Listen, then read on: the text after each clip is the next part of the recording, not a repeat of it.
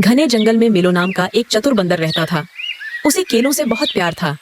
हर सुबह वह सबसे ऊंचे पेड़ों पर चढ़ता और सबसे पके और मीठे केले खोजता। एक दिन मिलो को नदी के पास एक पेड़ पर सोने जैसे चमकते हुए पके केले लटके हुए मिले। वह बहुत खुश हुआ। उसने तुरंत एक केला तोड़ा और बड़े मजे से एक बड़ा कौर लिया। लेकिन जैसे ही वह दूसरा केला लेने बढ़ा, उसे झाड़ियों में सरसराहट सुनाई दी। मिलो चौकन्ना हो गया। उसने धीरे से बाहर झांककर देखने लगा। मिलो ने देखा कि कुछ चालाक तोते झाड़ियों से निकले और झटपट पूरे केले का गुच्छा पकड़ लिया। वे अपनी चोंच और पंजों में केले दबाकर तेजी से उड़ गए।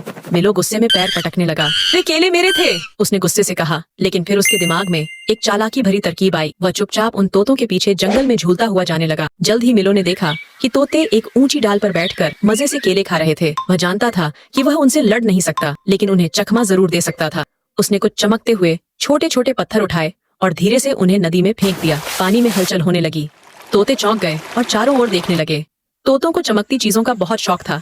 वे जल्दी से अपने केले छोड़कर नदी की ओर उड़ गए, यह देखने कि वहाँ क्या गिरा था। जैसे ही तोते नदी की ओर बढ़े, मिलो झटपट डाल से कूदा, बचे हुए केले उठाए और तेजी से झूलते हुए वहाँ से भाग निकला। जब तोते वापस लौटे तो नदी में कुछ नहीं था। मिलो अपने पसंदीदा पेड़ पर बैठकर मजे से केला खाने लगा। वह मुस्कुराया और बोला, अगली बार एक चतुर बंदर से चोरी करने की कोशिश मत करना।